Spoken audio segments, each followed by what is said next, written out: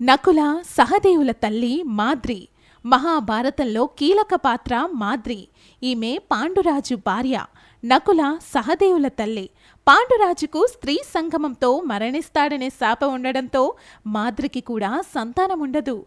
చివరకు కుంతీదేవికి దుర్వాసుడు ఇచ్చిన మంత్రాన్ని మాద్రికి కూడా ఉపదేశించడంతో ఆమె అశ్విని దేవతల అనుగ్రహంతో నకుల సహదేవులకు జన్మనిస్తుంది.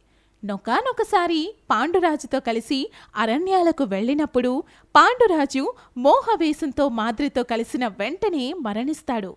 పాండురాజు మొదటి భార్య కుంతి సతీ సహగమనం చెయ్యబోగా మాద్రి, అక్క, నీవే పాండవులను రక్షించాలి అని ప్రార్థించి తన పిల్లలనైనా నకుల సహదేవులను కుంతీదేవికి అప్పగించి చితి ఎక్కి పతితో పాటు సతీ సహగమనం చేసింది.